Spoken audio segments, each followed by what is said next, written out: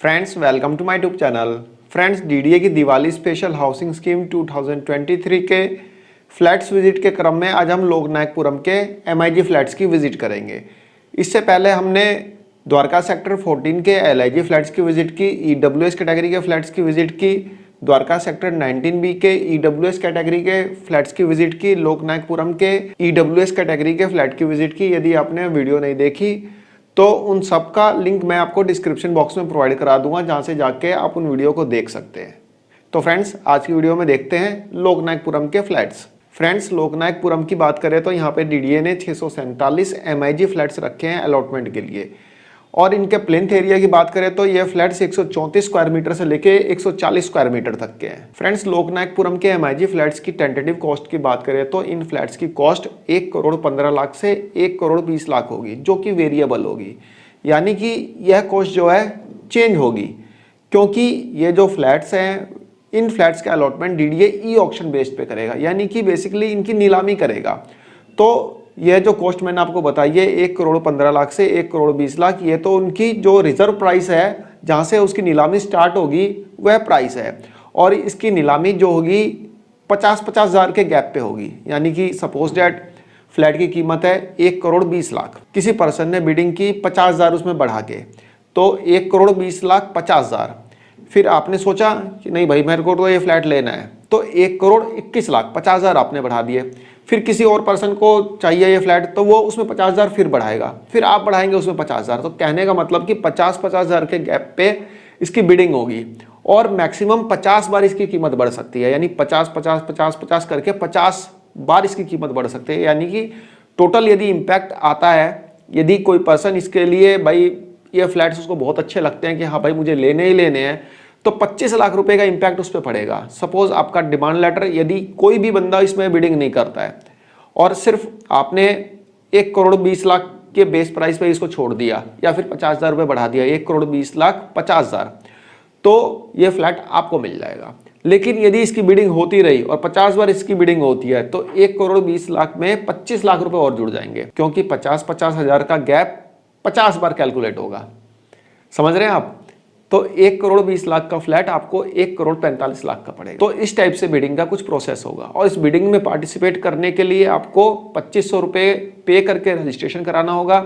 उसके बाद MIG flats के लिए 10 लाख रुपए की ईएमडी डिपॉजिट करनी होगी। ईएमडी मतलब अर्नेस्ट मनी डिपॉजिट, जैसा कि आप कोई टेंडर वगैरह भरते हैं ना, तो ईएमडी आपको पे करनी होती है। ईएमडी बेसिकली इसलिए होती है कि आप सीरियस तो है ना उस टेंडर के लिए, तो इसमें भी यही देखा जाएगा कि आप सीरियस तो है ना फ्लैट लेने के लिए। पता चला आपने 2500 रुपये दे के रजिस्ट्रेशन करा लिया और आप बैठ गए उसमें, क्या नाम है, बिडिंग में, और बिडिंग आपने 1 करोड़ 20 लाख से स्टार्ट हुई, आपने 1 करोड़ 30 लाख डाल दी, और जब डिमांड लेटर आया आपने बोला नहीं भाई मेरे को तो चाहिए नहीं, मेरे को चाहिए नहीं, फ्लैट ही नहीं चाहिए, मेरा 2500 रुपये ले लो।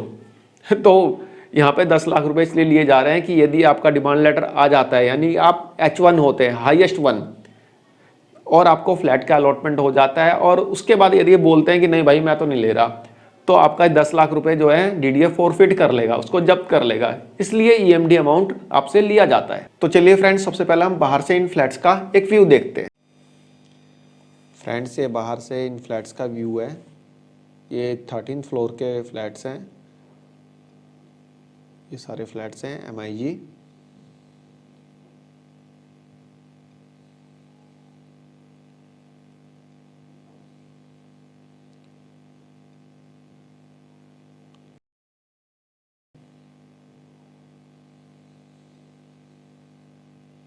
अब चलते हैं फ्रेंड्स अंदर से इन फ्लैट्स को देखते हैं।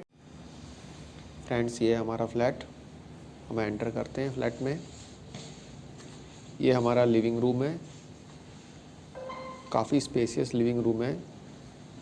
23 फुट बाई 12 फुट का लिविंग रूम है ये। इसके साथ ये हमारी बालकनी अटैच्ड है। बालकनी भी काफ़ी स्पेसियस है, 13 बाई 6.5 की बालकनी है।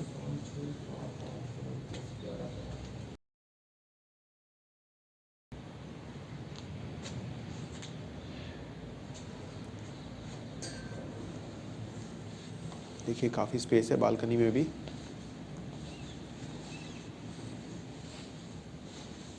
हमारा लिविंग रूम, ये सामने हमारा किचन है। किचन भी एक अच्छा खासा स्पेशियस किचन है। किचन के साथ बालकनी है। देखिए किचन के साथ ही अटैच्ड है बालकनी।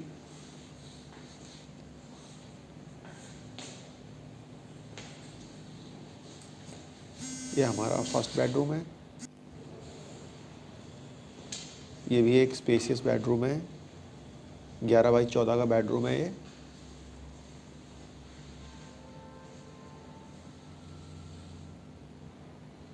मतलब बेडरूम में भी एक अच्छा स्पेस है। ये हमारा बाथरूम और टॉयलेट अटैच्ड है। ये हमारा सेकंड बेडरूम है, जिसे आप मास्टर बेडरूम भी कह सकते हैं।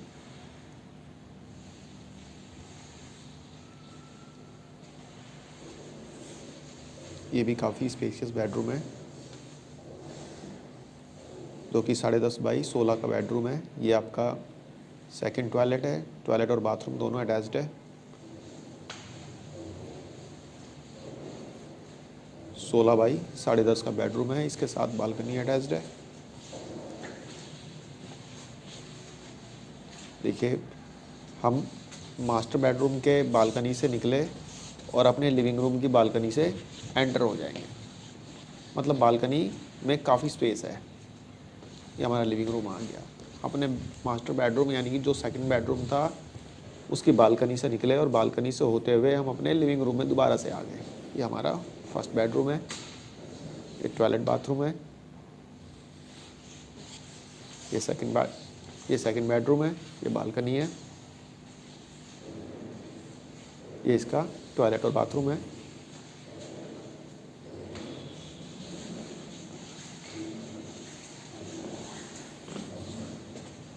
फ्रेंड्स, जैसा कि हमने फ्लैट के अंदर देखा, एक लिविंग रूम है, अच्छा खासा स्पेशियस लिविंग रूम है और लिविंग रूम के साथ आपकी बालकनी अटैच्ड है। अच्छी खासी स्पेशियस बालकनी है।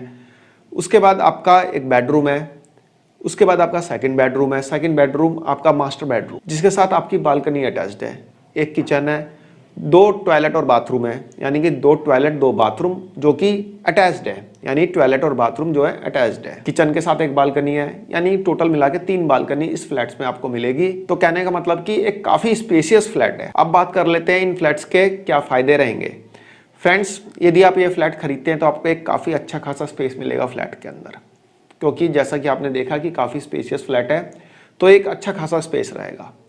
दूसरी चीज, जहाँ पे ये फ्लैट है उसके पास से ही UER2 जा रहा है। UER2 मतलब अर्बन एक्सटेंशन रोड 2, जो कि सीधा जाके द्वारका एक्सप्रेसवे में मिल जाता है। द्वारका एक्सप्रेसवे गुड़गांव में मिल जाता है। और ये UER2 आ रहा है NH1 से, यानी NH1 को NH8 से कनेक्ट करता है। तो यदि आपको NCR के किसी शहर में, जैसे कि आपको गुड़गांव हो गया, कुंडली हो गया, जाना है तो कोई इशू नहीं है, आप बिल्कुल ही आराम से जा सकते हैं। 30 मिनट के अंदर अंदर आप गुड़गांव या कुंडली पहुंच जाएंगे, यदि आपके पास अपनी गाड़ी है तो। आप UER2 से इन फ्लैट्स का एक व्यू भी देख सकते हैं। फ्रेंड्स, मैं अभी UER2 पे खड़ा हूँ।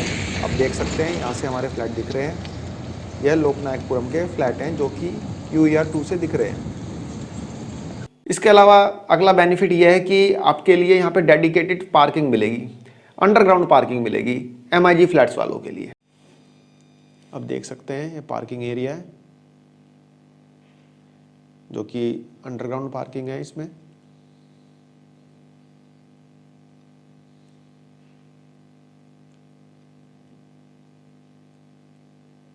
ये देखिए, ये अंडरग्राउंड पार्किंग है। ये हमारे फ्लैट्स हैं। नेक्स्ट बेनिफिट इन फ्लैट्स का यह है कि न्यूली कंस्ट्रक्टेड है। तो ऐसा नहीं है कि DDA के जो 10 साल से फ्लैट्स नहीं बिक पा रहे थे तो पुराना कंस्ट्रक्शन हो गया था। न्यूली कंस्ट्रक्टेड फ्लैट है। एयरपोर्ट नज़दीक है। नज़दीक क्यों है? क्योंकि UER2 नज़दीक है, तो एयरपोर्ट जाना भी कोई बड़ा इशू नहीं होगा। बगल में CNG पंप है, ज़्यादा दूर जाने की जरूरत नहीं है CNG फिल कराने के लिए, यदि आपके पास CNG गाड़ी है तो। अब जान लेते हैं इन फ्लैट्स के क्या क्या डिसएडवांटेजेस हो सकते हैं। फ्रेंड्स, इन फ्लैट्स के कई डिसएडवांटेजेस हैं। पहला डिसएडवांटेज कि EWS कैटेगरी के फ्लैट्स और MIG कैटेगरी के फ्लैट्स एक ही प्रीमिसेस में है, यानी कि बीच में किसी भी तरह का पार्टीशन नहीं है। फ्रेंड्स, ये 2 बिल्डिंग है। एक बिल्डिंग है EWS वाली है, दूसरी बिल्डिंग MIG वाली है। EWS वाले MIG की तरफ आ सकते हैं घूमने फिरने, MIG वाले EWS की तरफ जा सकते हैं, तो कोई पार्टीशन नहीं है। तो इसमें ऐसा कोई ऐसी दिक्कत नहीं है कि मतलब कि कोई मेजर इशू है। अब हो सकता है कि जो MIG कैटेगरी का जो फ्लैट ले उसको EWS से प्रॉब्लम हो, प्रॉब्लम इन द सेंस कि उनके लिविंग स्टैंडर्ड में फ़र्क काफ़ी ज़्यादा है, क्योंकि एक EWS वाला है जो आर्थिक रूप से कमज़ोर होगा, एक MIG वाला है वो मिडिल इनकम ग्रुप का होगा, वो थोड़ा सा सक्षम होगा। तो MIG को EWS से प्रॉब्लम हो सकती है बिकॉज ऑफ लिविंग स्टैंडर्ड, तो ये एक इशू आ सकता है। दूसरी चीज़, इन फ्लैट से 200-300 मीटर के डिस्टेंस पे एक JJ कॉलोनी है, नाम है बक्करवाला।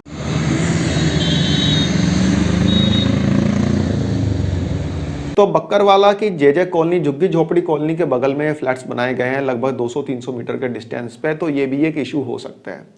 पता चले आप रात को आ रहे हैं, आपसे कुछ सामान छीन लिया, गाड़ी छीन ली, बाइक छीन ली, तो इस टाइप की भी घटनाएं वहाँ पे घट सकती हैं क्योंकि बगल में JJ कॉलोनी है। नेक्स्ट जो डिसएडवांटेज है वो है कि मेट्रो दूर है भाई, 2 किलोमीटर के डिस्टेंस पे मेट्रो है, तो वॉकिंग डिस्टेंस तो है नहीं। जैसा कि द्वारका सेक्टर 14 के फ्लैट्स से लगभग 400-500 मीटर के डिस्टेंस पे मेट्रो है, तो यहाँ पे ऐसा नहीं है। तो यहाँ से आपको अपनी गाड़ी या फिर रिक्शे से जाना पड़ेगा मेट्रो पकड़ने के लिए। मुंडका इंडस्ट्रियल एरिया का जो मेट्रो स्टेशन है वो यहाँ से नियरेस्ट मेट्रो स्टेशन है, 2 किलोमीटर लगभग डिस्टेंस पड़ जाएगा, तो मेट्रो दूर है। और एक सबसे बड़ा डिसएडवांटेज ये है कि जो इसकी कॉस्ट, अब कॉस्ट तो सबसे बड़ा मतलब डिसएडवांटेज है। मेरे ये नहीं समझ में आ रहा कि DDA ने इसको ई ऑक्शन में क्यों रखा।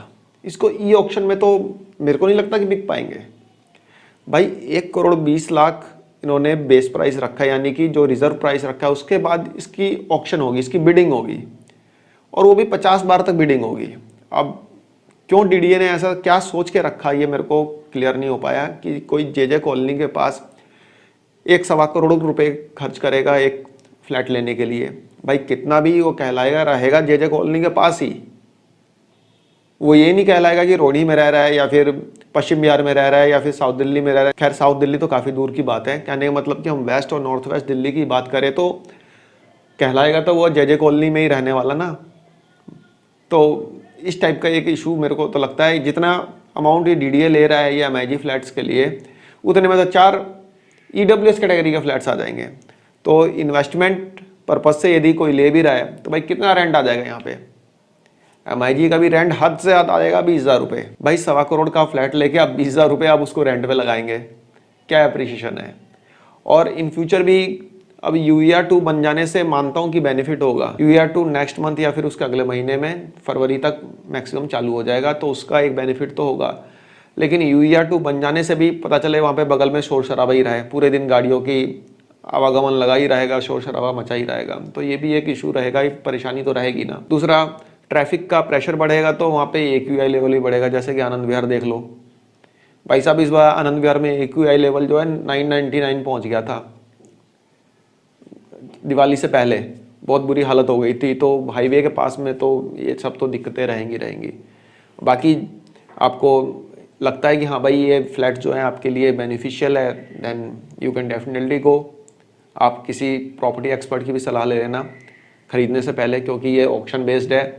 10 लाख रुपए पता चले आपने EMD अमाउंट पे कर दिया, उसके बाद जब डिमांड लेटर आता है तब आपकी दिमाग की बत्ती खुलती है कि भाई मुझे तो ये करना ही नहीं था, ये तो कोई खास इसमें बेनिफिट ही नहीं है। तो ऐसा ना हो कि बाद में आपको पछताना पड़े, इसलिए सोच समझ के 2500 दे दिए, कोई बात नहीं, 2500 तो आते जाते रहते हैं, लेकिन 10 लाख रुपए आप MIG फ्लैट्स के लिए पे करने से पहले आप सोच समझ लेना कि आप कौन सी जगह के लिए अप्लाई कर रहे हैं या कौन सी जगह के फ्लैट आप खरीदना चाह रहे हैं। तो फ्रेंड्स, एक छोटी सी इन्फॉर्मेशन थी, आई होप आप लोगों को पसंद आई होगी।